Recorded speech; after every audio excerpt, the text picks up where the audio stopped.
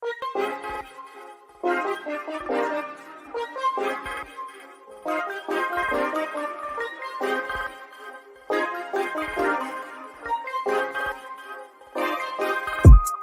active, king of the palace, rubber like Malcolm, balled up fist in the air to the fast lit, yeah, hands up in the air till they gun me down, I keep it 100, they crunching the numbers, I'm bringing out, young nigga got a fetish for success, if I ain't next and I just leave impression, next to rain, on the window pane, puffy plain Jane, let them second guess me, wanna cop the Porsche with the porcelain skin, grip the wheels, let the horses why they trash to the chore on my list? Out of this orbit, I saw with the pen. I'm eating good, Miss Caloric as shit. I sipped the potion and poured it.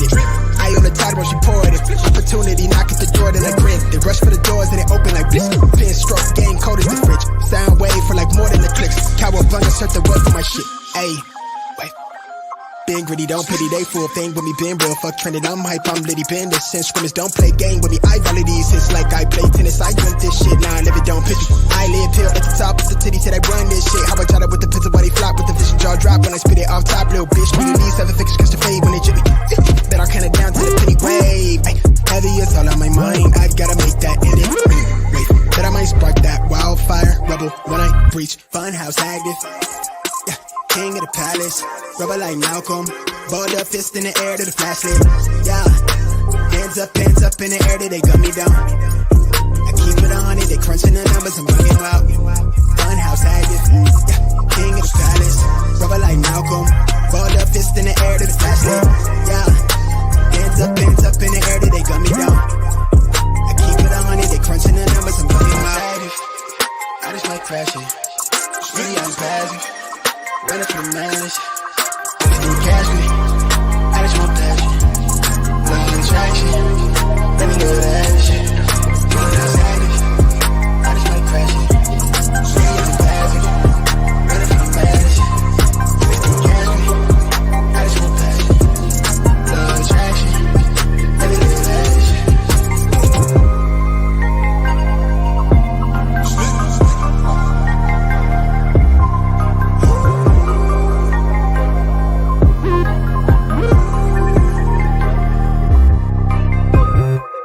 Charge on its last night. Same clothes on from last night. Still lit like it's last night. Young living in the fast life. Young. Smoke cloud from the ash pipe. Catch air from the half pipe. I need a centerfold from the shows with the mansion. Chandelier dancing. Counting the brands of gas. Been had hella Franks when it's ballpark figures. Might be in the field, but I came from the trenches. You can tell it's my time to get better swing. I do like the charm on my wrist, let me flip. Want me pay the way, I'm the wave, I'm authentic. Sitting courtside, got a sprain. Nigga, I bring the gang for the gang. Nothing but a thing when I sing. Young Usain, I sprinting. Getting fresh prints. Counting a blessing on blessing on blessing. They call me the reverend, y'all nigga play too much. I've been so gone off the braces, I end my hiatus by sparking that flame. Shit, y'all niggas stay in your lane. Young entertained. I'm next to rain, the fuck is you saying? Out of my brain, not from this planet. Hide from the cameras, high up the energy sent to me. From the enemy, that's the advantage. By doing this damage, accounted advances. I buy you my nemesis. This is my genesis. I never had privilege. They took our innocence. But fuck that, I'm young and I'm wild, going ignorant like funhouse active. King of the palace. Rubber like Malcolm. Balled up fist in the air to the flashlight. Yeah. Hands up in the air till they gun me down. I keep it 100, they crunching the numbers, I'm bringing out.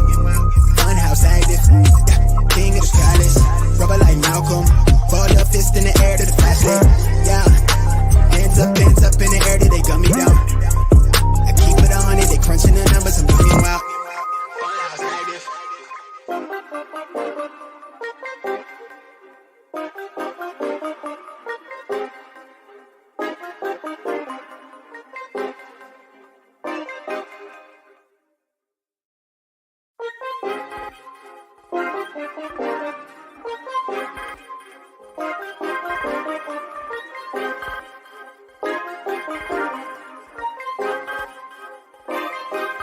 Funhouse active, king of the palace, rubber like Malcolm, balled up fist in the air to the flashlight, yeah. Hands up in the air till they gun me down. I keep it 100, they crunching the numbers, I'm bringing out.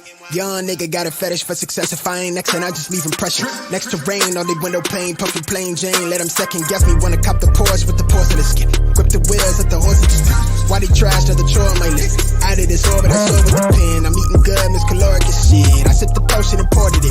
I on the tide when when she poured it. Opportunity knock at the door, then I grin. They rush for the doors and they open like blitz. Pin stroke, game cold as the fridge. Sound wave for like more than the clicks. Cowabunga, surf the web for my shit. What is going on, everybody? It is your boy, Chase, aka CR Media, as you all may know me online. And I am here with my co-host tonight, Mark, Pro Wrestling Kingpin, as you all may know him. Mark, how are you doing, sir? I am fantastic, bro. How you doing? I'm good. I need to get Lower the your volume. get that live stream turned down. There we go. There we go. Got There it. you go. All right. Appreciate everybody joining us tonight. This is Bad Booking. We talk about the mainstream wrestling scene, all the stuff going on in WWE, AEW, and all that stuff. And Mark and I didn't do a show last weekend because last weekend was a little crazy. As much as I want to think last weekend was crazy, this weekend was just as crazy. Just got back from Leavenworth, Kansas. Doing an independent wrestling event. Heartland Championship Wrestling launched their first show. And the I-70 Hot Tag was fortunate enough to get to do that event with them. So had a lot of fun this weekend. But man, glad to get back in and hang out with Mark and talk some wrestling. Hell yeah, dude. Sounds like a Appreciate, fun ass weekend for you though. Yes. Appreciate everybody in the chat. I-70 Hot Tag. Terrellism. Yo, what up, Terrell? And then give me 1 second here. Mark is trying to direct the TikTok, and it's just it's hard for me to. There you go. You're good. Perfect. All right, cool. All right. Well, and if you are watching us on TikTok, we appreciate you guys as well. If you guys haven't already, make sure you hit the follow button for Pro Wrestling Kingpin on TikTok. And then if you're watching us on YouTube, Facebook, any of those, Mark's Twitch, let us know you're in the house by saying what's up. Anthony Graves, appreciate you. Let's kind of get into this thing, man. So since we didn't do a show last weekend, let's talk about SummerSlam. Just kind of break it down a little bit and kind of go through it, and then we'll get into all the stuff that happened this week. Sounds good. Let's go. Start it off. What was your early thoughts of SummerSlam? Overall thoughts of it. It was I thought it was a good show. I know everybody was anticipating somebody put like a thing out that said like every year for the past 4 years there's been a return at SummerSlam or something like that. So everybody was hoping to get a return, whether it be Randy Orton, anybody else, I mean, there was a bunch of rumored returns at SummerSlam, and it didn't happen. And I think a lot of people were, disappointed by that. But if you look past like that aspect of it, I thought the show was damn good. So. Just want to let you know I got you popped up behind business tonight. Well, thank you for being there, Derek. Appreciate it, bro. Absolutely, Derek. But going back to what you said, Chase, yeah, I agree. It was a pretty good show. I thought it was kind of, I don't know, I don't want to say poorly booked, but I don't know. I just felt like certain things should have been on that card. That I was kind of disappointed on. Mainly, I mean, I'll probably get heat from you, but Trish Stratus and the Becky Lynch blow off should have been at that particular pay-per-view, in my opinion. It being left off is kind of a downer. But other than that, I mean, I thought it was a pretty good show. I was entertained throughout, and that's all I could really ask for. Yeah, so, and I'll get to Sunny Money's comment here in a moment, but kind of the same thing, and because you mentioned it, and I don't have it on the rundown, well, I guess we can go ahead and talk about it right now.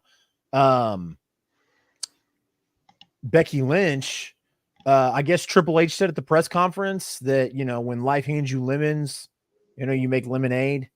And I didn't see the press conference, but I don't know I don't know if he directly was talking about Becky or anything like that. I don't know how the question was asked, but I guess he made some sort of comment like that. Mm-hmm. And then, so that's why Becky had a fresh glass, has a fresh glass of lemonade at ringside. So, which I thought was super cool, or like just a fun little callback for that whole situation. So Yeah, for sure, for sure. Sonny Money says the Ronda Rousey match was the drizzling shits.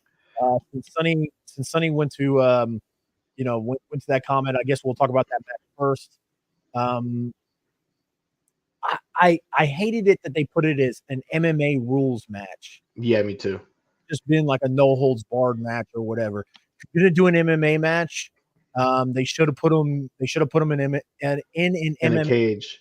like the Lions Den, like back in 100%. Yep. the 100%. like that, like in the entry, right by the entry ramp in an octagon cage. And then Ronda and Shayna could have done that. You know, I feel like the whole thing with Ron, you and I have talked about this several times. I feel like the thing with Ronda and Shayna was poorly booked, because I think it was one of those situations where they felt like um uh, oh, okay, SummerSlam. I never, I was reading some of the TikTok comment. Don't worry about it. You're good. You're good. You're good. Yeah, well, one dude said the show ran a little too long, and I thought, like, at first glance it said this show ran a little too long, and I was like, what? I was like, this show. Yeah, you're good. But no, it went went over 4 hours. But like I said, you and I have talked about the Shayna and Ronda feud. I thought it could have been really well built up this year. But I don't want to be that guy, but I just feel like Ronda doesn't want to be there. So she was like, "Yo, I'm out. I'm done. I'm going back or I'm going to try and make a UFC return. So I'm just letting you guys know I'm done. I'm not coming back." Yeah, the feud definitely felt rushed. Yeah, it was rushed, poorly put together for sure. The match, I mean, it was definitely, in my opinion, the worst match of the night. But yeah, the whole feud. I mean, I'm glad Shayla Baszler was able to go over because it's something that she needed. I just wish she was able to go over in a more epic way as opposed to just thrown together, which what it seemed like that's what happened over the past few weeks. Yeah. Sonny Money said the main event wasn't supposed to have interference, and nothing to speak of that represented Samoan heritage. Felt like a normal pay-per-view match. I will say that, like a tribal combat, I don't know, man. It's kind of weird. But I mean, we'll kind of get into all of that. That first match, Logan Paul and Ricochet. What do you think, man? I liked it. I wasn't super wowed. I thought it would be a little more stunts, more spots here between the two of them. But I mean, I definitely enjoyed the match. I mean, I felt like their feud was pretty good. I mean, Logan Paul plays the villain fantastically, in my opinion. Yeah. No, the guy, everyone hates him. It's really amazing. Well. Yeah. So I mean, he's embraced that role, and he's still getting people behind him of being in the business, but he absolutely belongs in the business, and the match was entertaining and the feud was good. Yep. So I mean, so my only complaint about this match is, just looking at it from like a story purpose. To me, it does nothing for Ricochet. Yeah, you're right. That's another thing I wanted to say. Yeah, I felt like Logan Paul was the one elevating Ricochet instead of Ricochet elevating Logan Paul. You would think that Logan Paul was the grizzled veteran when it's actually Ricochet. And it kind of sucks, in my opinion, because Ricochet is a damn good performer. And I feel like this was his biggest match in WWE was against Logan Paul. Yep. And, at some point, I like the reason why, like, I got a little confused about it, and it was a little, conflicting to me, is just because Logan Paul is, part-time, so to speak, not there all the time, which it doesn't mean anything. Like, it still draws in ratings or everything. But, the story was there, and I think that the right call should have been Ricochet winning, and that should have been the right call. Because Ricochet goes out the next night on Raw, goes into a fatal 4-way, loses an opportunity at the Intercontinental title to Chad Gable, which fucking awesome for Chad Gable. Cannot be more happy. Oh hell yeah! But you have Ricochet lose to Logan Paul, and then Ricochet lose that fatal 4-way. Like, where's Ricochet going? So to me it just says, hey, we put this story together for 3 weeks to push Logan Paul and Ricochet, with no intentions on going anywhere else after it. And that's weird to me. It doesn't make much sense. So what's next on? So basically, you don't know what's next on the horizon for Logan Paul nor Ricochet. I don't care what's on the next horizon for Logan Paul, Mhm. because the reason why is because WWE has shown us that they can stick Logan Paul in somewhere and it's good stuff. Mhm. You know, I mean, like, it's not great, it's not grand. You know, he's very entertaining in the ring, outside of the ring. You know, like you said, he plays a bad guy very well. Gets a lot of heat with the crowd. You know, he has impressed a lot of people in the ring. Blah blah blah. So Logan Paul can come back in 4 months for Survivor Series or a Saudi Arabia show, whatever the next big show is, and then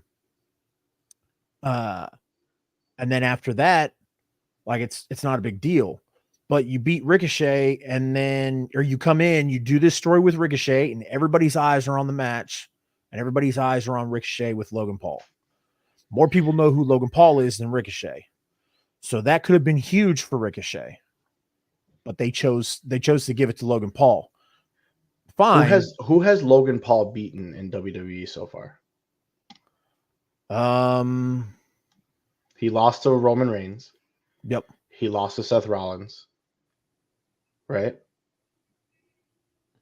Who has he beaten? Which is why Ricochet was the sacrificial lamb here. Because if you're going to go get behind this Logan Paul guy that you want to bring money towards you, you throw him somebody like Ricochet, who's not that over the crowd, but yet he is entertaining with the crowd. Someone who could put him with likeness of in-ring ability and how their skill set is, get him excited, and that's why Logan Paul got the dub. There was no doubt in my mind that Logan Paul was actually winning this match, just because Logan Paul is more over, in my opinion, than Ricochet. And while I agree with you that this could have been great for Ricochet, WWE doesn't see it that way because Logan Paul makes more money. Yeah. So, and I got it pulled up real quick. The last time Logan Paul won a match was last year at SummerSlam when he defeated The Miz. So, I guess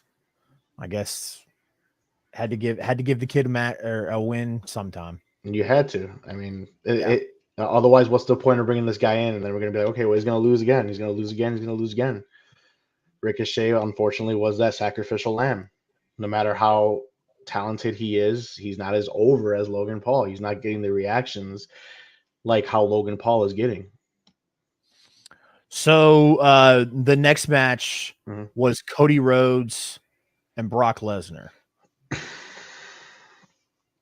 I liked the match until the stairs were brought into it, and I hated the fact that they shook hands at the end of it. I didn't hate the fact that they shook hands after it. The reason why is because it was improv. Brock did that on his own. And what I like about it is, what I really like about it is that it was Brock's improv.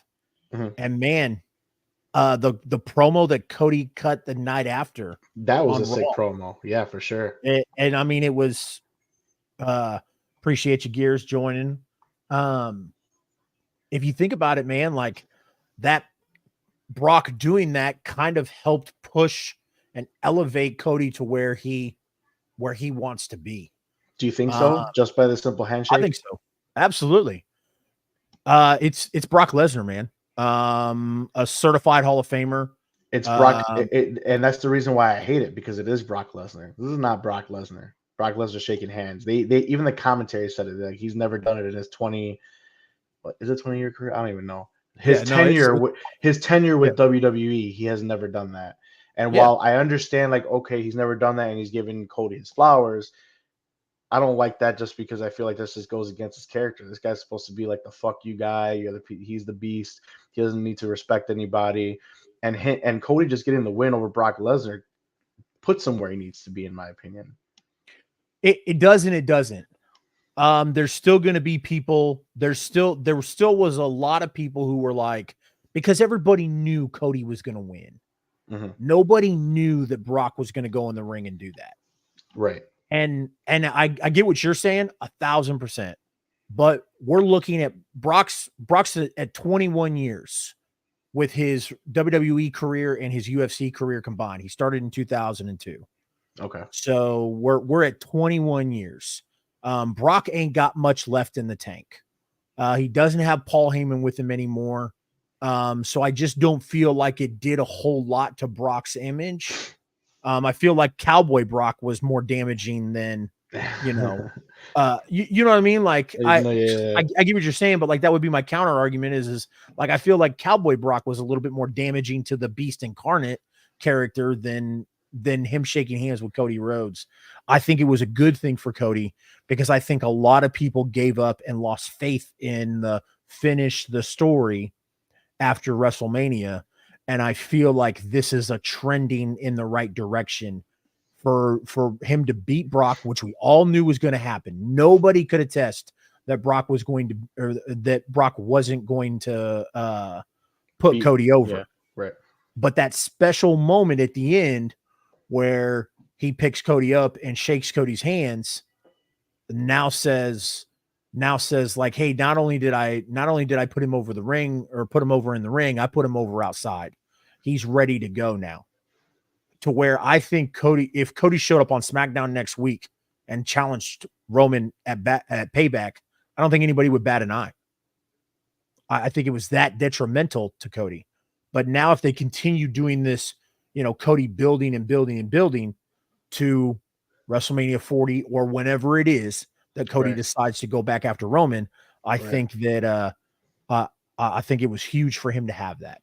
I mean, after I know we'll get into it later, but after that promo he cut on Monday, it's pretty much a sure thing that he's going after Roman at WrestleMania. That's pretty much guarantees it now. Yeah. When he said that his mom said that Brock Lesnar acknowledged you. Exactly. As soon as he said that, it was over. I feel like I can take anyone on. I think it was a sure thing that's what's going to happen. So guaranteed it. Yep. The next match was the Slim Jim SummerSlam Battle Royal. I'll tell you what, man, I'm gonna kick us off with this, because I fucking hate how everybody acted like this was a big deal. It wasn't. It was stupid. It was pointless. It was dumb. Yep. I feel like they made this battle royal to make Slim Jim happy, because they just signed a huge contract with Slim Jim, which shit on Slim Jim, because my boy Jacob Warhorse, who was the hottest independent professional wrestler in 2019 and 2020, and still is, but was voted like top independent professional wrestler. Mr. Rule Ass Warhorse has been clamoring for a sponsorship from Slim Jim for years, and then they go and sign with WWE. So shame on Slim Jim for that. But they made this stupid battle royal to help everybody, or to kind of put on this thing. And then LA Knight comes out and wins it, and everybody's like super excited about it. And I'm like, I don't care. They did it for two reasons. I feel like they did that.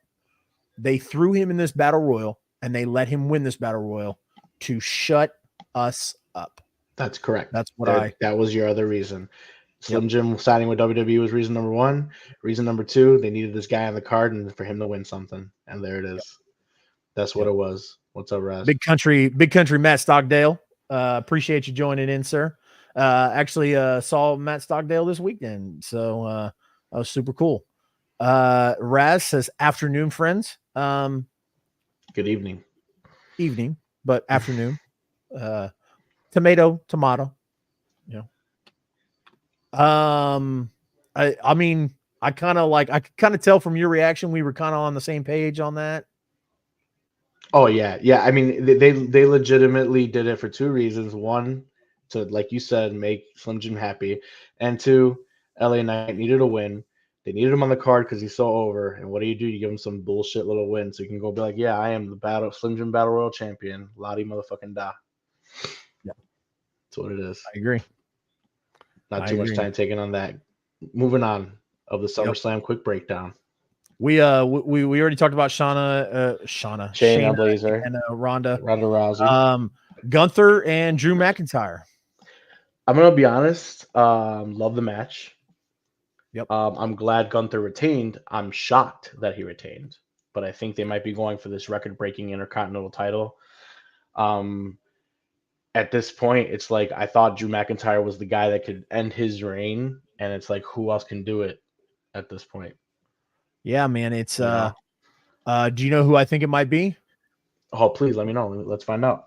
Braun Breaker. Think so? That's a damn good guess because I think unfortunately, it ain't gonna be our boy Chad Gable. Unfortunately, no. I would love for it to be Chad Gable, but again, I feel like this is the time of year. WWE always has patterns. You know, they always run back the WrestleMania main events or the WrestleMania matches after WrestleMania to about a month before SummerSlam. And then they try to kick off new feuds for SummerSlam. And then after SummerSlam, ones that don't stick for a while, it's fillers, so to speak. So Chad Gable, just like Shinsuke Nakamura, which we'll get into, are all fillers for the time being. Agreed. Nakamura's not going to beat Seth. Chad Gable's not going to beat Gunther. That's just how it is. Agreed. Like while we're on the subject, because I don't want to talk about it because I enjoyed the main event a lot and we'll talk about it. But because I don't want to like, here's my thing. So,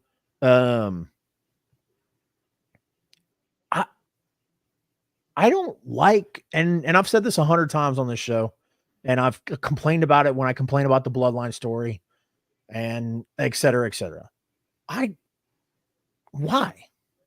Why does Gunther have to, Jesus Christ, dude.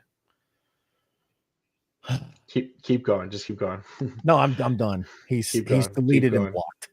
Keep going. He's deleted and blocked. Keep going with the show. Why does Gunther? So Gunther, Roman, like the whole thing, like, and I know like it brings some validity. Some wrestling fans believe that it brings validity to the product. At the end of the day, it doesn't. At the end of the day, somebody wrote in a script. Like that's what it is. That's what I love. I love professional wrestling because it's a show. And I love the athleticism and all that other stuff. So stop trying to act like it adds validity because at the end of the day, it doesn't. And back when Honky Tonk Man had that longest Intercontinental title run, there wasn't 10 hours of TV every week. Back when Bruno Sammartino held the title for 4 years, there wasn't television every week. There wasn't pay-per-views every month. It's just not how the shit worked. Like, this is weird. And if you're trying to convince me, like, again, we'll bring it back to the old conversation of, Nick Khan said that they may look at doing monthly pay-per-views again. There is no way on God's green earth that you're going to convince me to spend $60+ a month on a pay-per-view when I can read it like a book and go, yeah, Gunther's going to be the longest reigning Intercontinental champion and he's going to win again. So is Roman. So like, I'm not spending $60 on this. Like, it's just not going to happen. I don't know, man. I loved the match. I thought it was great. I don't think Drew should have been the one or should be the one to take the Intercontinental title off of Gunther. But man, dude, like, Do you do you Roman's had his title for 3 years. He ain't losing it till Um, Mania. if he does. I think he does. But go on. But yeah, like Roman's had his title for 3 years. Yep. Gunther's had his title for over a year now. Bianca had her title for a long time too. So do you think it's WWE like wanting to like update the longest reigns for current eras? I Do you think think it's that on purpose? they saw how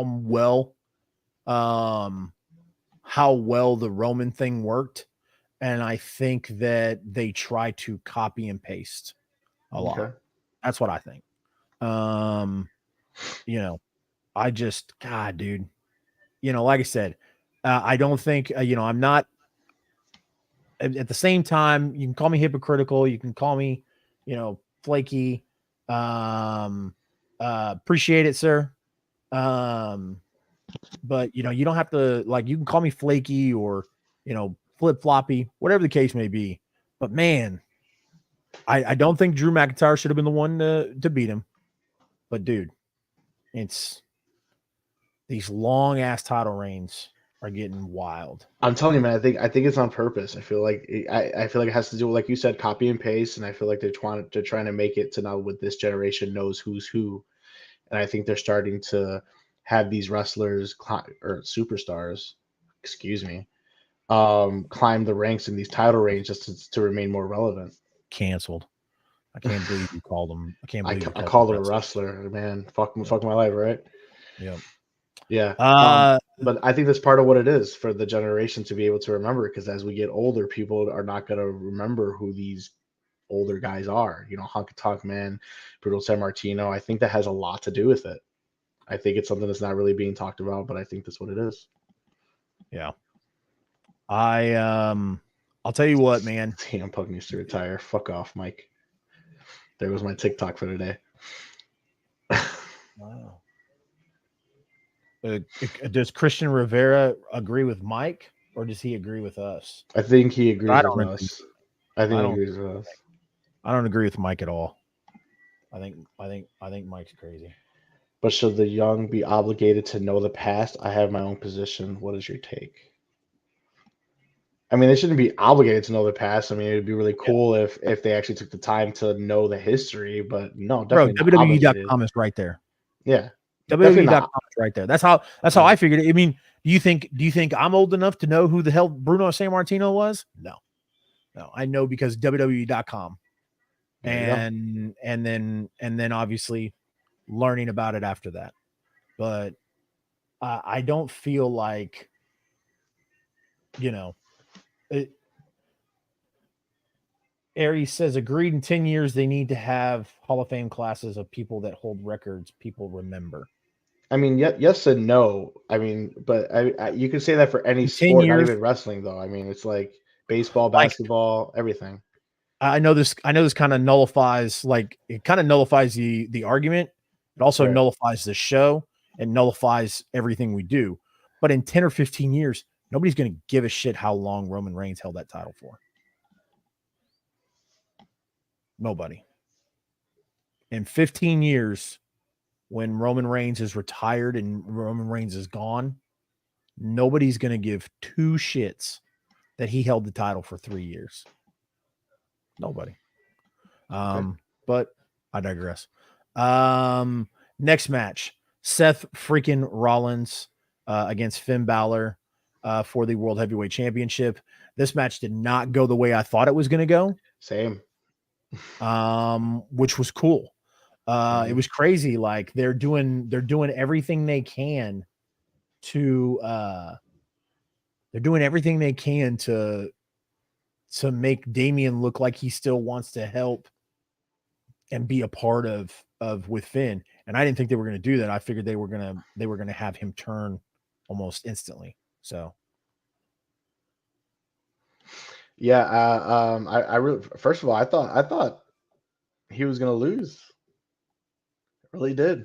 I really thought Seth was going to drop it, and that's how they were going to advance the inner turmoil with the Judgment Day, and they found a way to do it without dropping the title, making it like you said, Damian Priest look like he's trying to help, and he was, Yeah. and and I appreciate that too.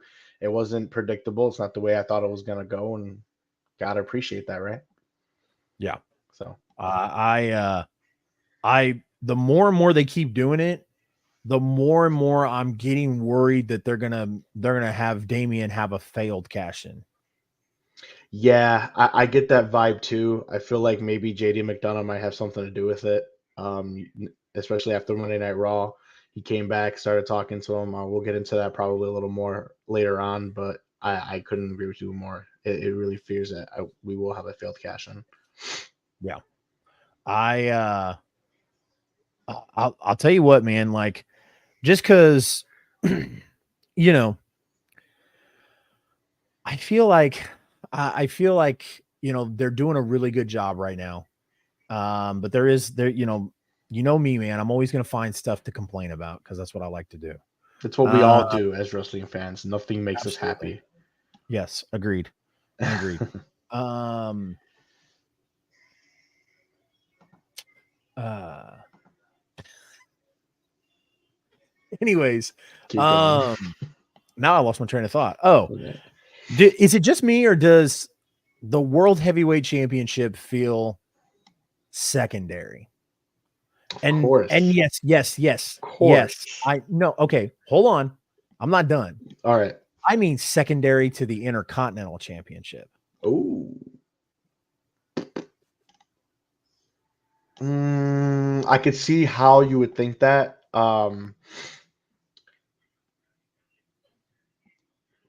If I have to give you an answer, gun to my head right now, yeah, definitely. Yeah. Yeah, yeah, it does.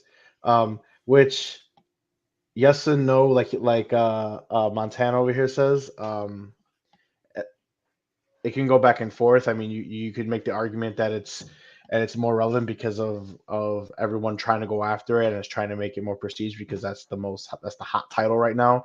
But at the same time, you can make the argument that Gunther has elevated the Intercontinental Championship so much. It's like you have that Roman level now. It's like who's gonna take it off of him?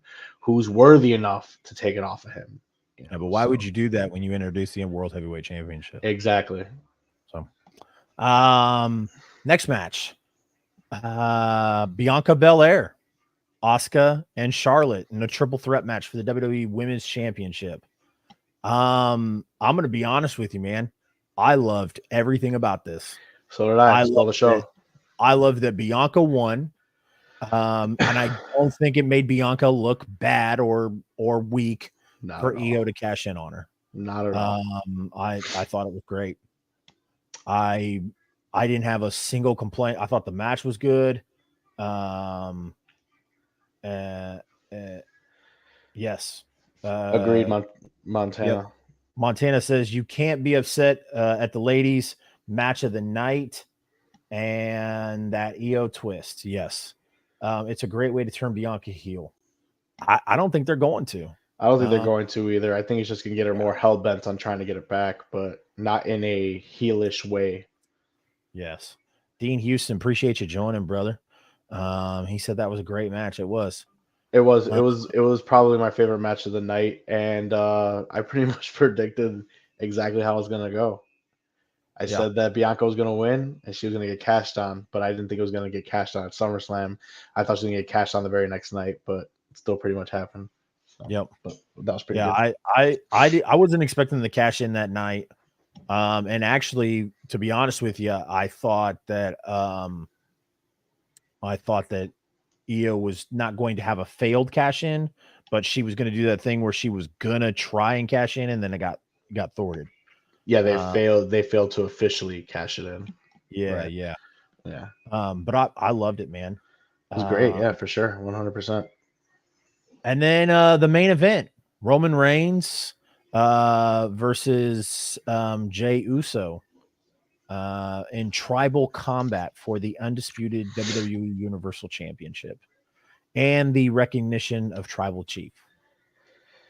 So my whole thing, as we discussed earlier, of the tribal combat, they should have had some type of new and fresh tribal combat rule. Otherwise, they should have set a street fight or hardcore match or whatever the case may be, because it just didn't make sense. With the exception of, the tribal chief status was on the line. Yeah. So you look at the Wild Samoans who presented Roman with the necklace of the tribal chief when he faced Jay last year, Right. or not last year but 3 years ago. Right. And you go back to Roman versus Brock Lesnar and like a few years ago, and remember like the promos that Paul would cut on Roman where he was like, I knew your family really well, and your family are savages. I mean, you're 3 generations out from cannibalism. Like that's what, in the Wild Samoans. So I expected something like violent, and I get it, like WWE's PG, but they could have turned up the violence a little bit for that match. Agreed. I'm not saying like Jay and Roman, perform cannibalism, but I'm just saying like, in the past 5-6 years, they have done this thing where, Roman, the Samoan story surrounding Roman has been violence and has been, all this other stuff. And that, I mean, I was expecting a pretty grueling match. I was hoping that it was going to get a little bloody and we were going to get like but I mean, that's all it was just a borderline no holds barred match. Agreed. Yeah. And his necklace is called Ula Fala. Yes. Okay. Yeah. All right. Did they teach you that? Did they teach you that in Mexican culture? No, they taught me that on Google right now. I just looked it up. Okay. All right. I just wanted to clarify that. Yeah. I just wanted to. All right. Yeah. Because you do that thing because you are Mexican and I'm a Mexican. Well, and you're super wrong on that one because I'm Puerto Rican and Cuban. Whatever. That sucks. My bad. I'm Mexican. You're still a Mexican because you're Mexican more than I am. So whatever. But yeah, I learned that on the Googles in about 3.2 seconds, y'all. There you go. I saw you typing, so I should have known. I should have known before I even said anything. Yeah. And then obviously the twist at the end of the match, which we called. He called it. I didn't think it would happen. He called it. Let's give Chase his credit, because we did combat on this one. I didn't, or this way. I'm putting the wrong way. He called it. I didn't really think it was gonna happen. I still to this day I really don't know how I feel about it. But it progresses the story once again. And just like Paul Heyman says, we're in chapter 3 of the whole Bloodline saga. So I'm so glad you mentioned that, because that's later on in the show. Yeah. But since you mentioned it, we'll go ahead and knock it out now, and I'll skip over it. He's full of shit. You know that, right? Think so? Yeah, he's full of shit. We're not in chapter 3. He's full of shit. If this ends at WrestleMania, we're not in chapter 3. Well, maybe next week is chapter 4, and the week after is chapter 5. You don't know. Yep. Maybe there's only 4 chapters. Maybe there's only 5. We just don't know. He's full of shit. But what it does is it does progress the story once again. So I mean, because it's funny trending. Because it's funny, like right before this, they were releasing stories, rumors that WWE was talking about carrying this on, like Roman was going to have the title till 2025. Wouldn't shock me. I don't think that's going to happen. Like I said, I think this is all just a thing to make us go, oh my God, this sucks. and that's it. So That actually makes a good point. So Aries and the TikTok. Once again, guys, if you guys are watching on TikTok, feel free to come join us on YouTube, Twitch, Chase CR Media 1988 or Pro Wrestling Kingpin. But yes, the anyway, sound so quality is a lot better. yeah, Video quality is a lot better. You don't have to see me in this little circle here, but yeah. if you But guys feel yes, so Aries does make a good point. He says the story is progressing to a point where the title is becoming incredibly secondary. I could see his argument for that, where now it's like he needs to be the tribal chief, or he shouldn't be the tribal chief anymore, as opposed to I want to be or I want to be the undisputed universal champion.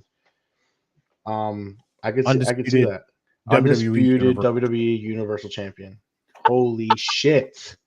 Hey, Fucking names. at least he carries around one belt now. Yeah, but At least they're not he came out with three a couple weeks ago. It was crazy. It was yeah, I like know. they took it away and then That's brought why I it said back, and I was like, whoa. at least we're like coming out with one belt. Right, Uh, right. But it's a good story, but I do agree to a certain extent that this story, the bloodline story, we know, or so we think, because we thought we knew that Cody was going to win at WrestleMania 39. Right. We think we know that, it's going to be Cody at WrestleMania 40.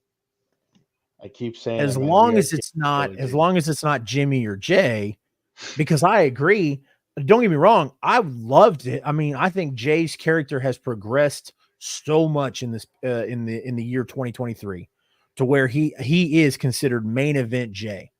No doubt about it. Right. But do I think that Jay should be the one to beat Roman? Absolutely not. So is it still Cody? Is that who has to do it? I don't say who has to do it. I mean, I'm to the point where, because here's the thing, like I mentioned earlier, and this is my opinion. Anybody can agree or disagree. I don't think that they have done anything with that title I don't think it has done anything for Roman, and I don't think it's done anything for the title to have him carry it for 3 years straight. Roman could have lost it for a month or 2 months, lost it at a WrestleMania, won it back at a SummerSlam, won it back on whatever. I don't care. There's no problem. I have no problem that Roman has ran the company pretty much for 3 years, but you know what I mean? Like, the Kingpin is the real tribal chief. Oh, that's your cousin. Okay. No, it's not. My cousin is A-OK Gaming. I don't know who Ace Oh, Gaming is, my guy. But you're the real MVP up here because Chase he is in is his feels. he is lying. My He is cousin, lying.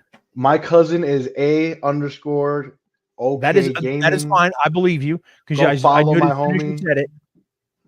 Um, Who is Ace and Gaming 625? You just got yourself a follow, my guy. yeah.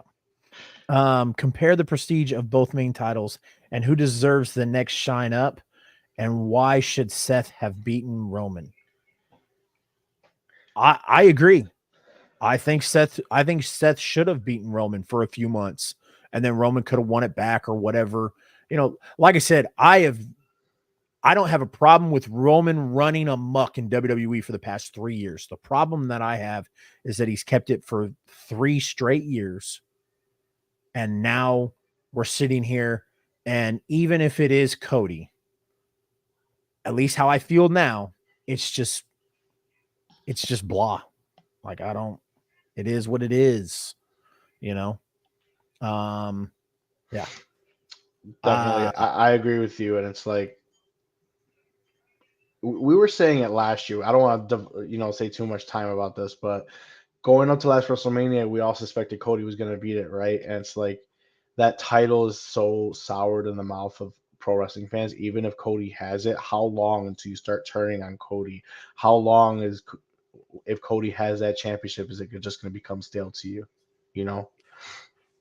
yeah. So I don't know. I don't know at this point right now, but like I said, I do agree that the bloodline story is kind of overshadowing the actual championship itself. So I don't know. We shall see how this progresses right now. I really don't know at this point. I do know that main event Jay is not going to AEW for all you guys making those those Bro, little can you, bro, that's not happening. bro, can you please follow the rundown? You Like, didn't send it to me, but go why do on. I even make a rundown if you're not going to follow You it? didn't send it to me. It's the same link, bro. I don't have to send it to you.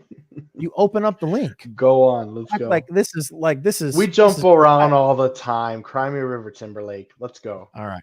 All right. That's my shit. Yeah. It's game time, guys. Jiminy Christmas. We are almost an hour into this show, and we are just now getting off the number one topic and getting to game time. We're gonna be here all night, ladies and gentlemen. Because No, we we're have gonna a make this full a show fast still. draft. We're gonna make this a fast draft. We're gonna put Yeah. Chase on the clock here because Chase be taking 8 years for his picks. I'm pretty sure I kicked your ass in the hardcore division, so I think you should draft first. Oh, here we go. Here we go with your bullshit. Here we go with your bullshit. That's right. Chase thinks he Gang wins bang, every week.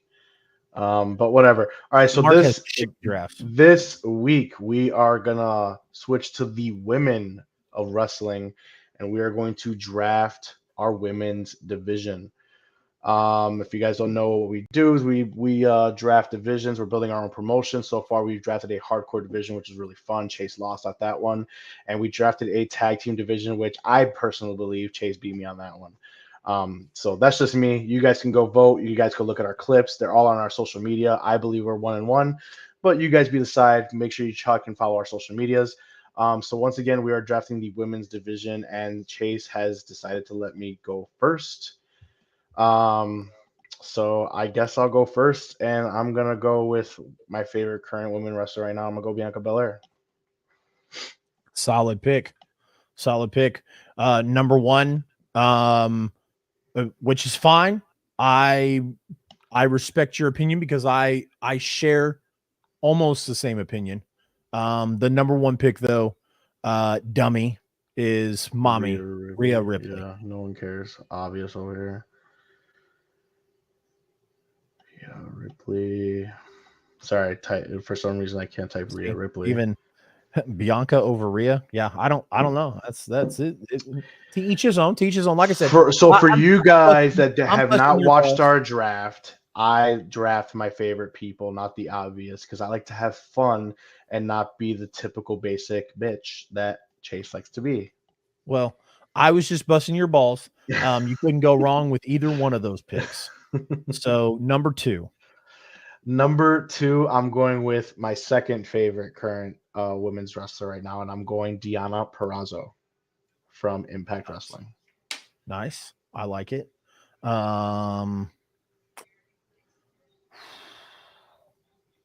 Give me Jade Cargill, number two. Going Jade Cargill. That's a solid pick. Cargill. There we go. I'm gonna switch it to AEW here, and I am going to go Dr. Britt Baker, DMD. And yeah, before you guys start yelling at me, I don't like certain people, so go ahead and start going at me in the chat. I don't care. That's all right. Go ahead and give me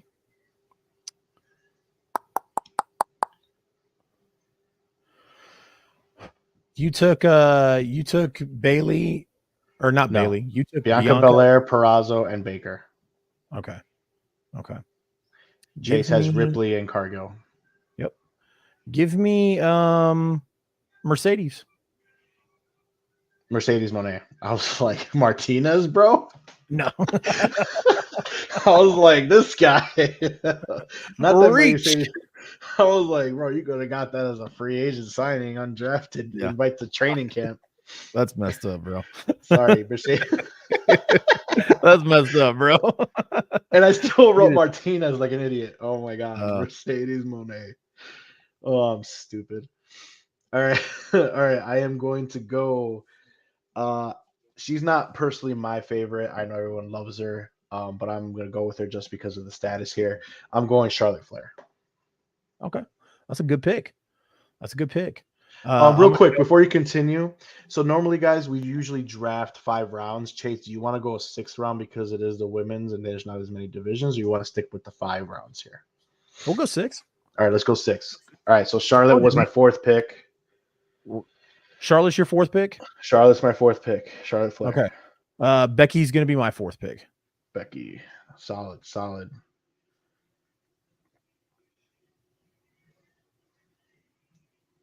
Becky Lynch.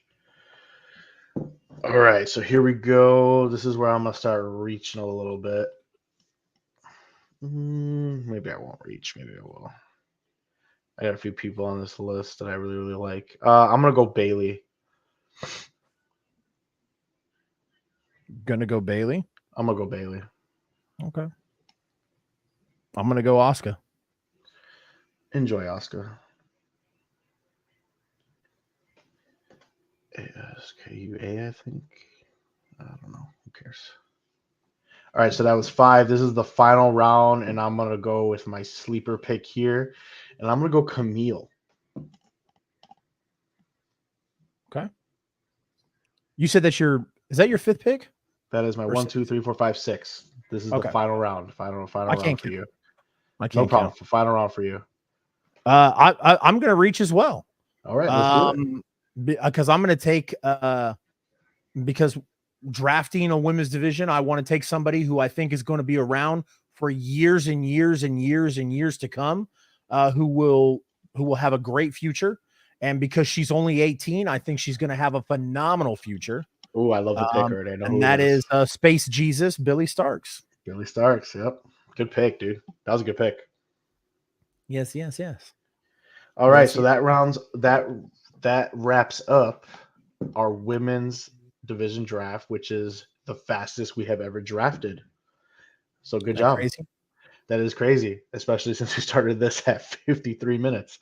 All right, so to round out Chase is hardcore division. Women's division, we got Rhea Ripley, Mommy, Jade Cargill, Mercedes Moné, Becky Lynch, Asuka, and Billy Starks. To round out my women's division, we got Bianca Belair, Deonna Purrazzo, Dr. Britt Baker, DMD, Charlotte Flair, Bailey, and Camille. You guys decide. Let us know. Mark over Chase. There you go, Joseph. Let us know in the comments. Let us know when we start posting our clips. Let us know on our YouTube. Be sure to follow us who got that women's division, as well as you can go and see what divisions we have drafted so far. And also leave a comment. Helps us a lot. And let us know which division you want us to draft next week. Yeah. I will say Aries said in the chat, I would personally take Cora Jade high.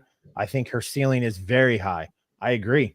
Cora Jade awesome. Cora Jade is absolutely an honorable mention. When we obviously we're gonna draft more divisions. So there might be another women's division. You never know. But keep with it. Absolutely. So obviously the big news. Now we talked about SummerSlam, got that out of the way, got the draft out of the way, guys. By the way, there's a few people in here watching. If you guys haven't already, it helps out with the algorithm. Please hit the thumbs up button, hit the like button if you're watching on Facebook, whatever the case may be, and then also put a comment in the chat. If you're watching, even if you don't want to say anything, even if you're just watching, just put an emoji in there. What it does is it helps YouTube and Facebook's algorithm know that you like watching the show, so it will push it out to other people who might want to watch the show as well. So definitely, we would greatly appreciate it. Same goes big on news the TikTok, coming out of guys. Share that out for us as well. Yeah. Definitely share that out. And hit big that news. Big news. What were you saying, Chase? Coming out of WWE, Jey Uso walking out of WWE. Jey Uso says he quits. He said he quit the Bloodline and he quit WWE, and he said, "Deuces, I'm out." Obviously, this is a gigantic work. WWE would, for anybody who questions it, and I know even everybody who's watching right now might say, "Chase, It's very, very obvious that it's a work. Well, my reply to you would be surprised. I come across videos on TikTok, on Instagram, whatever, all the time of people going, "Do you think it's real?" No. No. WWE would never, ever let a wrestler on TV say, "I'm done, I'm leaving." That's not how that works. Um, doesn't matter your relationship, and it's not good business. So that's just not how it works. So with that out of the way now, what's the play here? Did Jay leave so they could prolong this story between him and Jimmy? So the clip that's been floating around all over social media lately is an interview that Jimmy and Jay did together where they were like, man, the dream would be to face each other at WrestleMania. Like that would be the biggest, I mean, that's what we used to practice as kids, you know? So like I said, if you haven't seen the clip, it's all over social media. Scroll a few thousand times, you'll come across it. I promise. So my question to you is do you think that's why they let Jay walk out for a little bit to just kind of prolong this to maybe push it to WrestleMania? I think so. I think maybe it's to get it a little rest to maybe attempt to get something fresh to see what goes on, and then revisit this when it's time to start gearing up for WrestleMania. It definitely seems that way just because of how he walked out. Like you said, that he's not leaving fucking WWE, guys. It's a fucking work. Stop with the memes. Yeah. But yeah, maybe a rest here and there to get them ready. Like I said, once WrestleMania season starts getting ready to kick off, you could probably come revisit it, maybe starting on the Royal Rumble somehow, you know. But I don't know where we go from here as far as the Bloodline storyline. I mean, considering we are in Chapter 3, right? So who knows? And like I said, we're not in chapter 3. And I think that I think the bloodline, I think that story now shifts. I think Roman finds a new person to, feud with. If he's not taking a couple of months off, I would imagine he probably is. Because we heard about how he worked in this contract. So and the World Heavyweight Championship, that's the main reason why that title was brought in, was so WWE could have a world champion on a premium live event instead of having no world champion on there. So I wouldn't be surprised. I wouldn't be surprised if we don't see Jimmy for a while, or I mean, if we don't see Jay for a Yeah, while, for a while. and if we see Roman once every 3 weeks. So do you think? Yeah, I mean, you see Roman once every 3 weeks, but you think that's good? I mean, not having your champion of your show because the WWE draft is so important. You have to have your champion on your show. Well, so I get what you're saying. I just, I'm not surprised just because that's how WWE has ran it for the past 10 years. Right. When Brock was Universal Champion, when Brock was WWE Champion, they tried to do this thing where they were like, hey, like even though because the world champion is supposed to be so prestigious, and the WWE champion is so prestigious that he doesn't have to be there every week, and it's supposed to be a special attraction when they do show up, which is fine. But then you try to build the Intercontinental Championship up, and it doesn't work. So I don't know. I'm not, like I said, I'm not too sure what they're doing with Roman, where Roman's direction is going to be.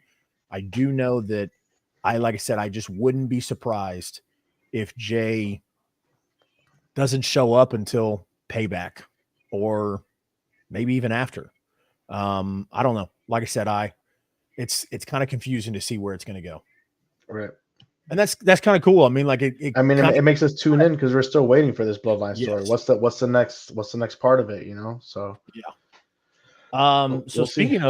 speaking of people walking out and quitting and getting suspended, Ricky Starks was suspended for assaulting Ricky the Dragon Steamboat, and he's suspended 30 days from wrestling, and he had to obtain a manager's license.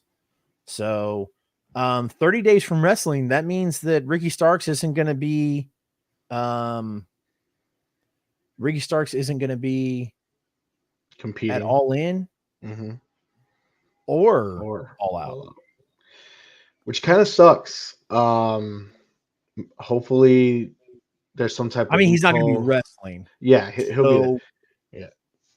So who do you think he's going to be managing? That was my question for you. It's like it's definitely done on. First of all, let's give Ricky his flowers right now. Ricky's character progression over the past couple weeks has just been astronomical. It has been That's bullshit. fantastic That's to bullshit. me. To me, you That's don't like bullshit. it? You don't like it? No. I want you to. I want to correct you. Ricky's character progression over the past couple weeks.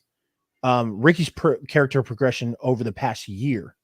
Well, yeah, Ricky is on fire. but since his heel turn, bullshit. Thank you. Since his heel turn, it has taken a whole another level. So let's give him his flowers. Number one. Number two, that was my question for you as well. Who is he going to manage? So does this mean is they're going to bring somebody in new? Is it going to be like a new free agent signing? Or is he going to manage somebody that's being underutilized right now and help them bring their level up? No. That promo was cut on CM Punk. Mm-hmm. That was supposed to be a heel promo. Mm-hmm. But it wasn't. I don't know if you heard or not, but that crowd was really into that promo. They were into that promo. Ricky was really working it. So if that was supposed to be a heel promo, shame on Ricky, but I don't care. Ricky Starks is damn near perfect. Couldn't do much wrong in my eyes. Even if he did do something wrong, I would make an excuse for it. I love me some Ricky Starks for sure. But if he's going to manage somebody, I think it's going to be somebody who's feuding with CM Punk. And somebody who's feuding with CM Punk. My first initial reaction when I heard about it was just like, oh, Powerhouse Hobbs. But I don't think they're going to do that. I think that they're going to continue to play this Ricky Starks and CM Punk thing, and I think it could be Samoa Joe. Really? Yep. Good guess, because I have no guesses for this one. So I mean that could be it. Maybe he could be in Samoa Joe's corner right now. Yeah. So yep. I could see that. It makes a lot of sense.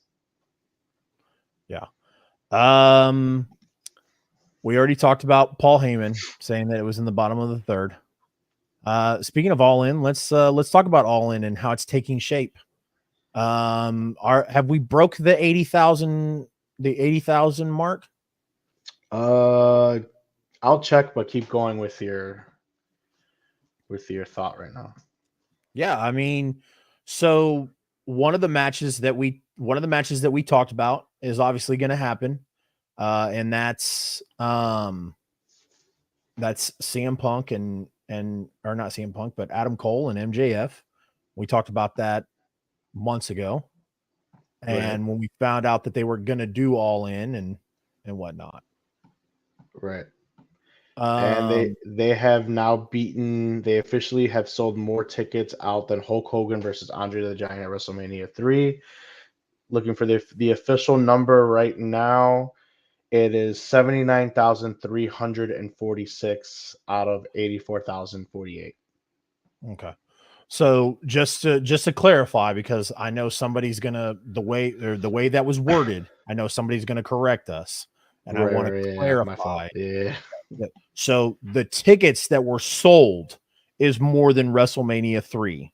Correct. Okay. The attendance at WrestleMania 3 was 93,000 or whatever. And there's always been talk that number has been fabricated because WWE always fabricates their attendance numbers. But just wanna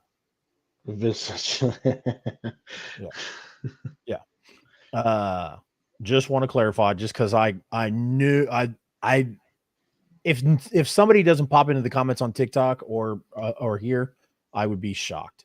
But I could just see some little mouth breather coming in here and going, actually, you're wrong. Anyways, moving on. Yeah, man, I'm super excited for it. This play with MJF and Adam Cole. You had on the rundown that there's a possibility they could be pulling double duty at All In. They are pulling double duty. It's made official. They are on 0 hour challenging for the ROH Tag Team Championships. Why? I don't know.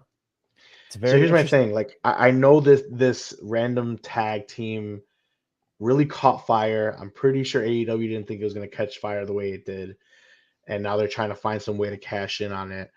But under no circumstance am I risking my company, my main event for that same night, having them pull double duty.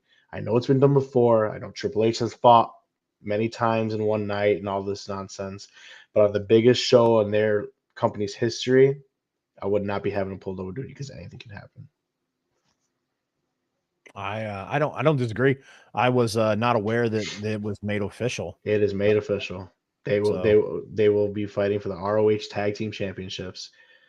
nice. And it's crazy. So hypothetically, they win these tag team championships. What are they going to do? They're going to come out together with the remixed MJF Adam Cole song in the main event. They're just going to walk out together and be like, "We're the tag team champions. And we're going to fight each other." Well, I don't know, man. I think they'll go separate. They'll come out separate. But so, because I find it very interesting. Here was my thing. I think before I found out about the ROH tag team title match, I thought that Cole and MJF go to the main event, still as buddies. Nothing has changed from here to All In. MJF uses his usual tactics in the match, and afterwards, they reluctantly shake hands. Punk and MJF meet in the main event a week later at All Out in Chicago to find out who the real champion is. Mm-hmm. And Cole turns on MJF and costs him the match. So do you think Adam? So right now you're saying Adam Cole's losing in Wembley? Yes. Yes. That pains me, man. Does CM Punk have to fight MJF? Why can't it be Adam Cole for the Real World Championship? Because there's been no interaction there. There's no when Punk refers to the champion, he doesn't refer to the other champion. He refers to MJF. He speaks to MJF directly. If he said that other title or the other champion, whoever it may be, then I could go, maybe they might pull one and say, Adam Cole wins or whatever. But God, this moth is killing me. I'm about to crush it. Anyways, yeah, man, that's how I see it going down. And I'm pretty spot on because called that main event months ago. So we all called that main event months ago. I called that main. I got the clips, fucker. Please go get the clips. I called that main event. You all rode my coattails. Come on. Yeah, just like some of them rode our coattails on that social media thing. So this guy. Next you're gonna be posting TikToks. There. Oh my god, guys, I called it. Yep. I'll go back and get the other clips. I'll gladly. I have it all in the video library. I'll be more than happy to. I'll be more than happy to. I just don't want to see MJF versus Punk. Well, it looks like it's gonna happen, buddy. Yeah, I don't want to see it either. But if Adam Cole wins, fucking cool, dude. I don't care. I mean, I'll be super happy. It seems like the most AEW thing to do. I mean, I understand your point, and your point makes 100% chance. Makes sense. Like I'm not refuting it at all. I just don't see why it has to be MJF. I don't either. All you have to do to start this interchange between the two is be like, all right, well, guess what? You're the new AEW champion. Well, I'm the World champion. So let's just fucking find out who it is this Sunday. Like, it doesn't really need to be that big of a build-up and no interaction and anything like that. And then everybody will complain that there was no build-up. Of course they would. Of course they would. But I won't. I'm just saying. But I don't know. That's just me, man. So true. Can you beatbox? No. That I was would it. have Cole win by cheating, then have MJF chase as a face versus a heel Cole. No, Hopefully. no, no. You don't Stop. do. I don't. No one wants MJF Here's the as thing. face. Like I get it, but there's no point in time where MJF should be a babyface. Agreed. No point in time. Agreed. Wait, I mean, like he can go to certain towns and he can get cheered because you can't control every crowd. It's just how it is. If he goes to Long Island, if he's anywhere near Long Island, New York, it's gonna get cheers a lot. But MJF being the character that he's been for the past 4 years, it's since AEW's inception, there should never be a point in time where he is a baby face. He should be the John Cena of heels. That's what you're saying. Yes. 1,000%. Yep. Agreed. 1,000%. Agreed. He should be the Triple H. That's better. Like that. Thank you. Yep. He should be the Triple H. Yep. There was Triple H only got cheered for I like in between 99 and 2006. I think there was less than 6 months in that 7-year time period where he was cheered because you couldn't even call him a babyface. So, yep. Moving on. Yep. Moving on. Anything else about All In you want to talk about? No, I'm excited for the FTR match versus the Young Bucks. It's like I said, it's all starting to take place. We're presumably going to get CM Punk versus Samoa Joe for the Real Wars Championship, maybe managed by Ricky Starks. We shall see. We got MJF and Adam Cole playing double duty against Aussie Open for the ROH Tag Team Championships. That should be great too. So I mean, it's gonna be an amazing show. I really think it's gonna be a long ass show too. So we'll see. Agreed. Who should go over between FTR and the Young Bucks? Please tell me the right answer. I'm like, I can't believe you even asked. You have to. It's a show. FTR. It's not Do a you question. think that will happen? I do. I do. I don't think because because that goes into more of my prediction, my friend. Cole loses to MJF at All In. Okay. Cole costs MJF the title at All Out to CM Punk. And then CM Punk and FTR are holding the gold. And guess who comes in to take that gold back? The Elite. If it all leads to the here's Elite, what's crazy. I'm down. I'm down. Here's what's crazy. Okay. The whole idea that we've all had, because we've talked about this a million times on the show. We talked about how All Out it should have been CM FTR versus the Elite, right? But we kept thinking it was the Bucks and Kenny. If you saw all the reports coming out, and some people are trying to make a big deal about it, some people are saying it's not a big deal, take it for what you will. And I would say, but if you saw the reports after Collision went off the air, CM Punk got on the microphone and called Adam Page, Hangman, worthless. He said that he went to the store in the toy aisle or something like this, and there was a bunch of Hangman Adam Page toys left on pegs because that's where Hangman Adam Page belongs, and that CM Punk is a merchandise seller and a moneymaker. Like just shit all over Hangman Adam Page. I mean, he's not lying. Every time I go to Target, it's Hangman Adam Page. Go on. Yeah. It's I'm just saying he is not lying, dude. Every time I go to Target, it's Adam Page and Nyla Rose. That's all I fucking see. I'm just saying. So, so everybody's making a big deal about it, and then there's some people that are like, "Oh, you shouldn't make a big deal about it at all because it wasn't on TV." Granted, yes, and now half of me wants to say that, like, if it wasn't to test the waters of that, then they would have cut his mic. But then again, nobody cut his mic last year at the press conference, so I'm on the fence about it, man. I kind of wanted to get your thought process on that. This whole time we've booked Kenny Omega and the Bucks against CM Punk and FTR.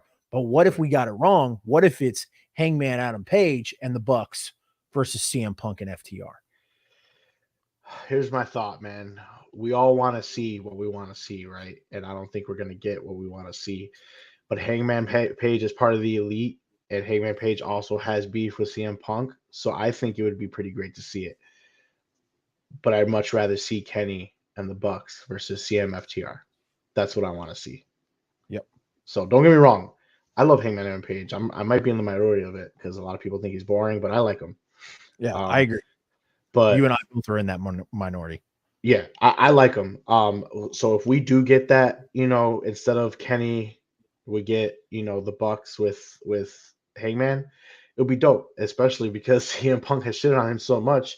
That's gonna be a decent match. That's gonna have some. It might have a little punches thrown here and there. You never know. Shit might get a little real up in that match. But we all know what we want to see. And I don't know if we're gonna get it at this point. But Kenny Omega this Wednesday is going to talk about his Wembley status, so we shall see what comes with that. So, yeah, I think they're gearing up to give Kenny a big match at Wembley. Do you think it's going to be? Why am I blanking out on one of the best wrestlers in the world right now? Will Ospreay? Yes, thank you. What the fuck? Oh, so do we think we get that again? We might, and the only reason I think so is because Ospreay just changed the New Japan Pro Wrestling United States title to the United Kingdom title. Yes. So now granted Kenny's Canadian, so I don't know why he'd be bothered by that, but I don't know. Like I said, when I saw that and then I saw, Kenny Omega's announcement, I thought maybe who knows? Maybe it's a different match. I don't know, man. But I think it all points to that. I mean, I feel like you have to have that in Wembley. But I mean, the thing is, it's like as good as their matches have been with each other, it's like again. Yeah. You know what I mean? So speaking of CM Punk, his wife announced her departure from WoW. God, I love her so much. She's kind of been bulking up. She had her role on Heels. I don't know if I'm one episode behind or 2 episodes behind. I have not been able, or I have not watched the episode with her in it yet. Is that show good? Huh? Is the show good? Oh, so good, dude. So you're saying I definitely should watch it because it's in the queue. Oh, it's in the queue. I just haven't had time. 1,000%, dude. It's so good. Like, especially if you're really, really into the business, like really, really into the business. Yes, Chase is live on TikTok. That is right. Appreciate Big Country Matt Stockdale. I saw him in the Facebook chat earlier, and now he's in the TikTok chat. There we go. There we go. Thanks for the follow, Big Country. But yeah, man, if he it's if you know the business and you love this business, Heels is a fantastic show. All right. So go on. Back to AJ Mendez. Yes. So yeah, man, she seems to be done with WoW, and rumors that she had issues with Blanchard, but everybody has issues with Blanchard. So yep. I have only met one person in the past 2 years who has said good things about Tessa Blanchard. Who was that? One Tully? person. Huh? I said, who was that? Tully? No. I haven't met Tully. But I've like I said, I've only met one person who said good things about Tessa Blanchard. So I don't know, but to each his own. So do you think she's getting the itch to come back? Do you think that's why she's doing the heels and she's doing the wow? Do we see her in maybe joining her husband? I don't know. You know, she had talked about like her mental health and her struggle. Like, yes, she loved the business, but wrestling became something that took a toll on her mental health. And you know, CM Punk had kind of, you know, did that as well. In many ways, Jericho versus Kenny in Japan was the starting point of AEW, so I could see that in Wembley.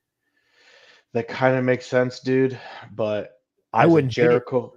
As a Jericho super fan, I kind of wish they would have just did the Sting and Jericho middle of the road type deal, but that ship has sailed Yes. apparently. Uh, So I don't know. But go on. AJ Lee or AJ Mendez, you know, we're talking about her mental health issues and I don't know, man. What do you like? What do you think it's kind of looking like that, or so because I just fo- because she gets in? I mean, she stays in great shape, but she has bulked up, I but she follow could have her. bulked up for the show. I So follow her just on because social she's media. She goes to my comic book shop. She lives right there down the street. I've seen her a couple times. What I oh wow, can tell you is I have talked with her, but not like, you know, like, oh my God, give an inside scoop. I have talked and asked here and there. I've seen her at work a few times. Every time I've asked her, she's always said she's done. She's done. But then she got involved with WoW. And then now she's getting involved. She got involved with heels. It makes me think maybe she is getting the itch back just a little bit.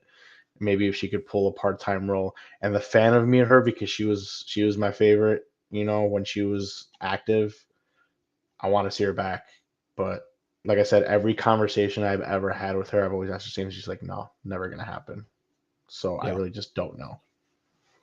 yeah. I thought that was going to turn into a joke, and then turned into a shoot, my friend. So wow. I was waiting for you to be like, yeah, I talk to her all the time. She comes into my comic book shop and we No, shoot the shit. And I wish. I ran into her a few times. Like I said, I ran into her at work. I ran into her at the cover shop. She's also done signing at the comic shop. It's called Challengers in Chicago. Challengers Comics. Shout out to you guys. Anyway, but yeah, like every time I've asked her the same thing, it's like it's literally like, nah, there's no shot. It's never gonna happen. So um, LA Knight's promo with the Miz and the direction of where it's going. Obviously, we kind of talked about this earlier with the Slim Jim Battle Royal. I don't think I don't think that LA Knight does anything.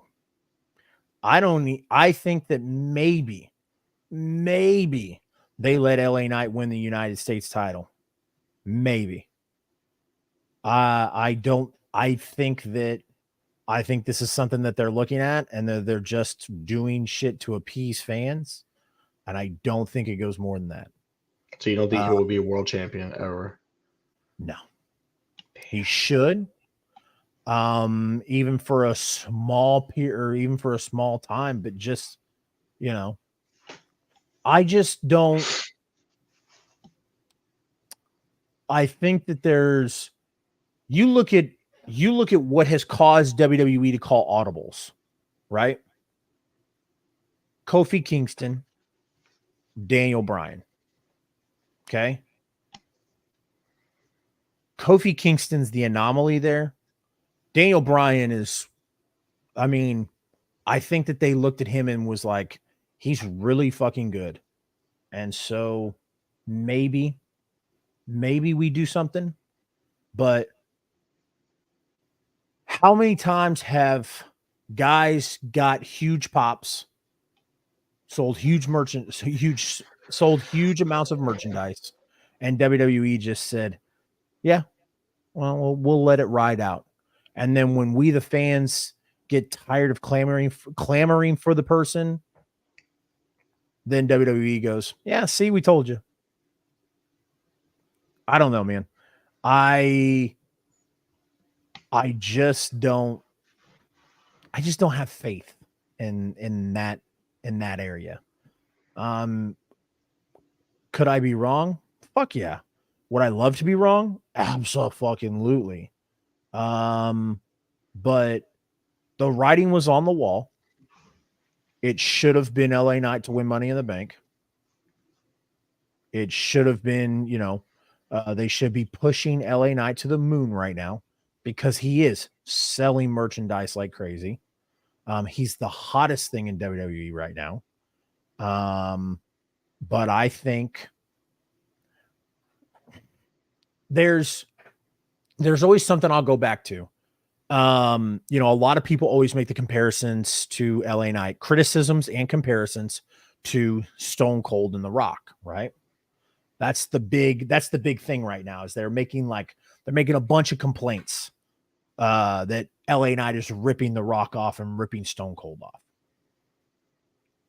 About 10 years ago, maybe about 8 years ago, the conversation about Dolph got brought up. And there was a lot of criticism within WWE of him copying Shawn Michaels, doing the sweet chin music, his mannerisms, his actions, all of that. Everybody called him a rip-off Shawn Michaels. And I, to a certain extent, believe that that's why Dolph didn't go very far. Why he stayed peak Intercontinental Championship, and that was it. So I think that WWE will absolutely not push LA Knight any further because of, number one, his age, and because, number two, I think that WWE doesn't like, I can't think of the word, not copying, but they don't like the unoriginality, I guess, or whatever. Okay. That's I just don't think everyone copies everyone. Agreed. Everybody does. But for it to be almost blatant, like Dolph was of Shawn, and there was a lot of people in WWE who criticized that, like, hey, you're just ripping off Shawn Michaels. Like, pave your own path, do your own thing.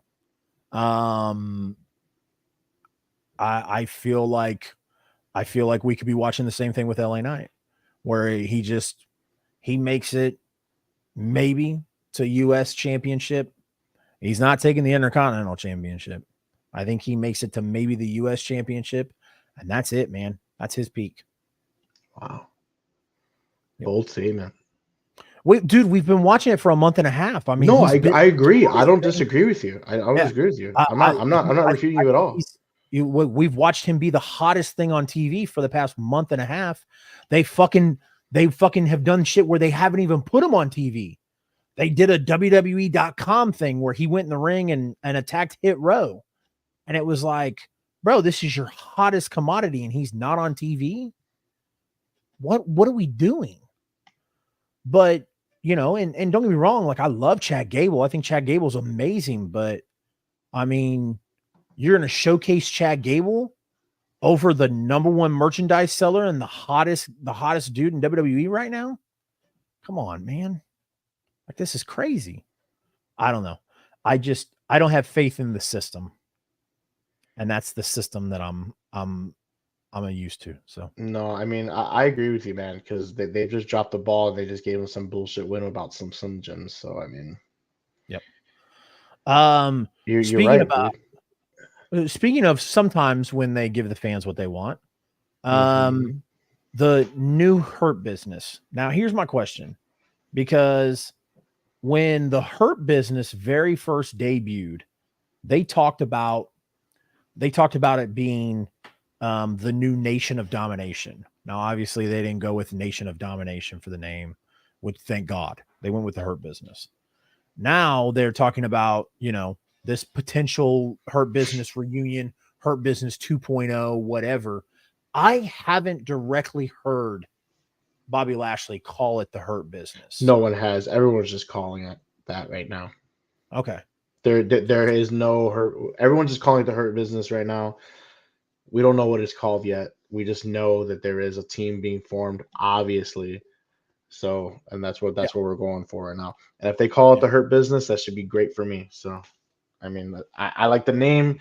That's the only time I ever cared about Bobby Lashley was being in the Hurt Business. So I'm all for it right now. It's giving them something to do, something that's compelling and interesting. And maybe you're right that that Paul Heyman was full of shit, and they're gearing up to have a new faction take over as the bloodline goes away. So Yeah. I think I think them attacking Gallows and Anderson kind of makes me think that they're gonna put AJ Styles and the OC as their first victims. Don't know how I feel about that.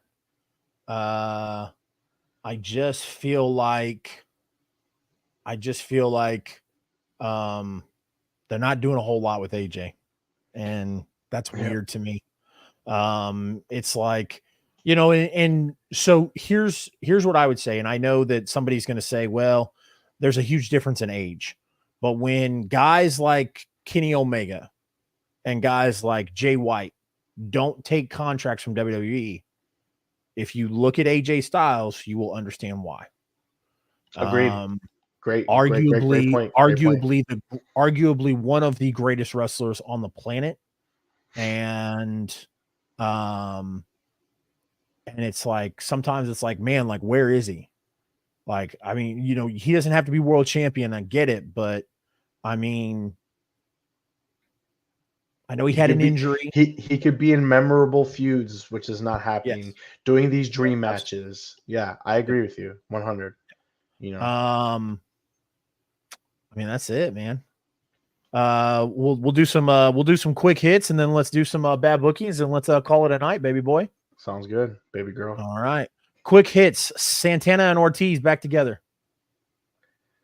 That's what we've been hearing. Nothing's been official. If it is, I'm glad. I'm glad that they settled their beef, but a lot of reports are saying that they have settled their beef. So I just don't know if AEW would give them a push that they need. Maybe they should bring someone in to manage them. Conan, perhaps. But we'll see. Yep. Jack Perry. You take this one. I love it. I love everything except for I'm not a huge fan of his music. Hate his music. Hate his music. So and I've got this friend of mine who's watched wrestling with me since we were kids. His name's Brody, and he messaged me today, and he was kind of talking to me about it, and he was like, dude, I love it except for his music. He was like, when he turned heel, I was expecting the Brian Kendrick music, or like type of music, like that style. Like, the Brian Kendrick music was always awesome to me, especially like when he very first turned to the Brian Kendrick and he came out with the white leather jacket and had Ezekiel as his manager. The Brian Kendrick's a shit. Former world championship. Former world champion. People don't even remember that in that championship scramble match. Yep. That is correct. Champion for 7 seconds. That is correct. That is correct. Let me tell you something. If wrestling where it is now, back then, that would have been a phenomenal. I think there's an animal in my garage. I just heard something like run across the ground. So I'm a little like, listen, you guys, like, anybody watching on TikTok or watching on the show here on Facebook or YouTube, really quick, I am like almost clinically crazy. Like, I take medication. I will fight a lion, a tiger, or a bear, but there's 2 things I don't do, and that's snakes and mice. If I see a mouse, I will squeal like a bitch. Like a full blown 8-year-old girl, I will scream just like that. So I'm just letting y'all know, like, if something happens, like if I start freaking out, that's what's happening. Is there's a mouse in my garage. And if it's a rat, I'm just going to die. Next quick hit. If it's a rat, I'm just going to fall over dead. Anyways, so Batista is in your garage. Jack Perry's music should be the 90210's theme song. Bruh. You get a clap for that one, Aries. Yes, yeah. There you go, my guy. Bro, he looks so much like his dad. It is Dude, for sure. For so sure. fucking For sure. weird. And like it's so dope, like because since he's turned heel and he's just going as Jack Perry, like he's been wearing like some of his father's like old jackets and stuff, like old clothes. It's so It's so crazy. badass. Yeah. He so like I love everything about it. The only like I said, the only thing I don't love is the music, but that's okay. Strap a rocket to this kid and let's go. Don't get me wrong. I know everybody loves Darby Allin, and I don't hate Darby Allin. I just hate the way he's booked in AEW. You know, the constant like spend 30 minutes of people literally fucking just beating the dog shit out of him, and then he spends 2 minutes coming back and winning the match. Like, and I get it. Like the good the classic triumph, triumphant underdog story, you know, yes. constantly being played. Everybody loves that shit, and I get it. That's cool. There's things you can look at in AEW, and if you don't know, like Tony Khan is a humongous ECW fan, huge ECW fan. He's also like a wrestling almanac. Like he remembers like all types of like I can remember stuff from WWE and WCW, but I don't remember like Japan stuff and stuff like that because I didn't get into that stuff until I was in my teens. So, but like that was Tony Khan's place, was like ECW.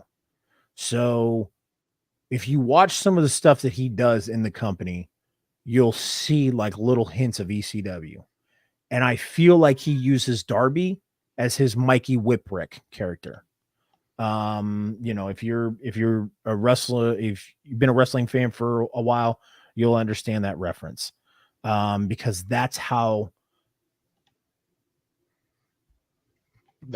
focus. You're not gonna die. We're almost here. Let's go. I got to move out this garage. I'm sorry. Let's wrap out this show. Let's wrap up this show. You get the fuck out of there. Anyways, but I think that Jack Perry, I would like to see Jack Perry replace Darby Allin in that pillar foundation of, I mean, I know Jack Perry's already considered a pillar, but I mean, the way he's booked compared to Darby Allin, I would love to see Jack Perry take that place. Agreed. Is what so. Rey Mysterio, these are supposed to be quick hits, man. You got us talking on them like they're fucking subjects. You're the one who keeps Rey going. Mysterio, new United States champ. Hate it. Agreed. There's your quick hit. Agreed. Go on. Yep. Better than you, Bebe, wrestling twice at all in Wembley. Wow, we already talked about that. Fantastic. Mark, bad booking of the week, my friend. Bad booking of the week is Rey Mysterio as the new United States champion. Why it was done? Why was it? If they wanted them to give it to what's called the Latino Warrior Order, it should have been Santos Escobar. No idea why this happened right now. Bad booking of the week, Chase. It's a fucking June bug. It is a fucking June bug. You're fine, bro. It's a giant fucking June bug. He has been crawling around and like rustling over there and stuff. And bro, oh my God. Anyways, bad booking of the week. Cool. Hey yo, appreciate you joining. Hit that like button and hit that subscribe button if you haven't already. That goes to anybody else watching as well. That mouse in your garage is about to be the 24/7 champ. Bro, it's not a mouse, thank God. It's a June bug. Right. But dude, he flew and landed, but he made like a drop sound, like right on the concrete right here next to me. And that's why I freaked the fuck out. So I was like, oh my God, it's there. I thought I was about to have a hardcore match with Master Splinter up in this bitch. Oh my God, dude. Bad booking of the week. Bad booking of the week. Yes.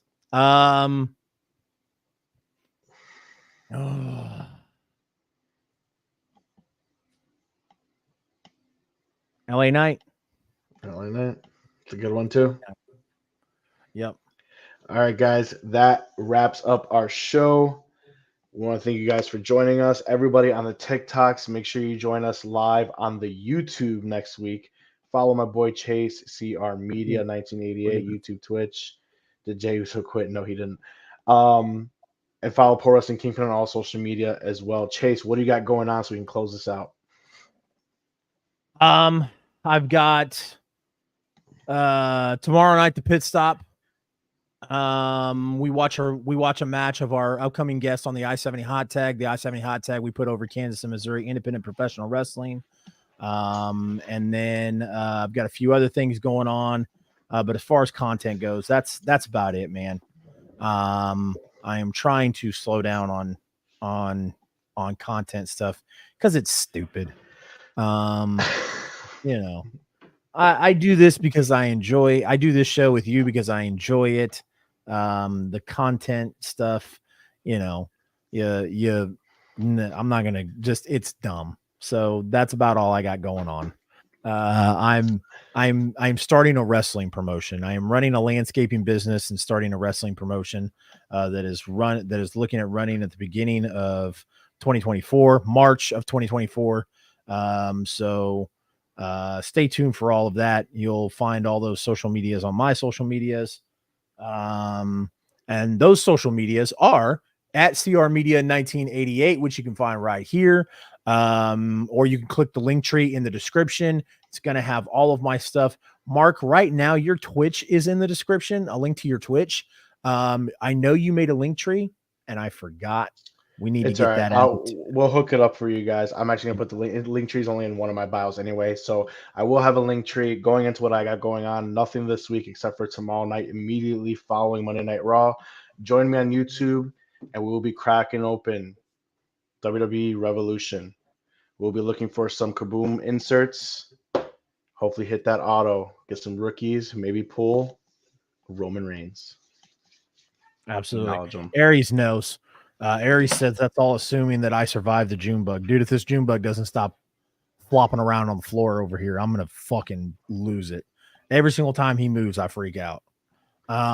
Anyways, with that being said, as always, this has been episode 25. I can't believe that we've had 25 episodes of this fucking show. That's amazing. That's crazy. It's amazing. 75 more will go in syndication, guys. Oh, yeah. Absolutely. Absolutely. All right. Well, ladies and gentlemen, my name is Chase, CR Media. This is my friend Mark, Pro Wrestling Kingpin. And as always, go fuck yourself, San Diego. And hey, enjoy this awesome exit video.